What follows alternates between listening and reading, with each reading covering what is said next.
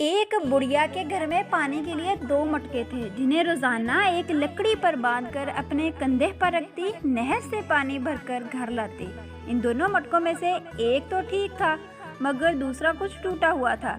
हर बार ऐसा होता, जब ये बुढ़िया नहर से पानी भरकर घर पहुंचती तो टूटे हुए मटके का आधा पानी रास्ते में ही बह चुका होता, जबकि दूसरा मटका पूरा भरा हुआ घर पहुंचता। साबित मटका अपनी कारकर्दगी से बिल्कुल मुतमईन था, तो टूटा हुआ बिल्कुल ही मायूस। हत्ता कि वो तो अपनी ज़ात से भी नफरत करने लगा था, क्योंकि वो अपने फ़राइज़ को अच्छे तरीके से पूरा नहीं कर पाता था, जिसकी उससे तवक्को की जाती थी। फिर मुसलसल 2 सालों तक की नाकामी, तलखी और करवाहट ने इस टूटे हुए मटके घड़े ने एक दिन औरत से कहा, मैं अपनी इस माजूरी की वजह से शर्मिंदा हूँ।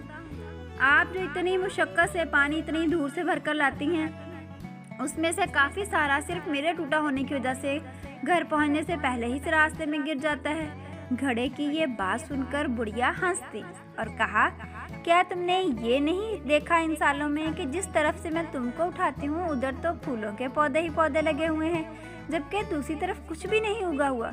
मुझे इस पानी का पूरा अंदाज़ा और पता है जो तुम्हारे टूटा होने की वजह से गिरता है, और इसीलिए तो मैंने नहर से लेकर अपने घर के तमाम रास्ते तक फूलों के बीज बो दिए थे, और तुम्हारे टूटा होने की वजह से उन पर पानी गिरता रहा और मेरे घर आने तक रोज़ाना इस पानी से सैराब होते रहे।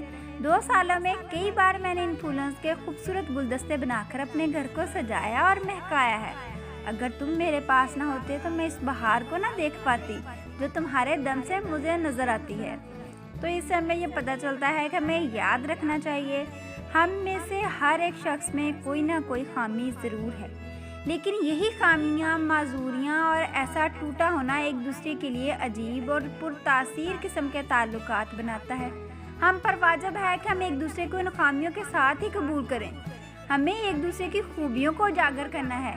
जो अपनी खामियों और माजूरियों के खजालत के बोझ में दबकर परेशान हैं, वो अपनी खूबियाँ नहीं दिखा पाते, हमें उनको मुआशरे का हिस्सा बनाना है। ऐसे माजूर भी मुआशरे का मुफीद हिस्सा साबित हो सकते हैं और इसके लिए अच्छा किरदार अदा कर सकते हैं। जी हाँ, हम सब में कोई ना कोई ऐब है, फिर क्यों ना हम अपने इन ऐबों के साथ एक दूसरे की खूबियों और खामियों को मिलाकर अपनी अपनी ज़िंदगियों से भरपूर लुत्फ़ उठाएं। हमें एक दूसरे को इसी तरह से कबूल कर लेना चाहिए कि हमारी खूबियाँ हमारी खामियों पर पर्दा डाल रही हों, ना कि उसको वाज़ेह कर रही हों। उम्मीद है कि आपको ये कहानी अच्छी लगी होगी। अगर कहानी अच्छी लगी हो तो हमारे चैनल को सब्सक्राइब कर दें, वीडियो को भी लाइक एंड शेयर कर दें। उसके साथ साथ बेल आइकन भी प्रेस कर दें, ताकि आपको इस तरह की तमाम वीडियोस का नोटिफिकेशन टाइमली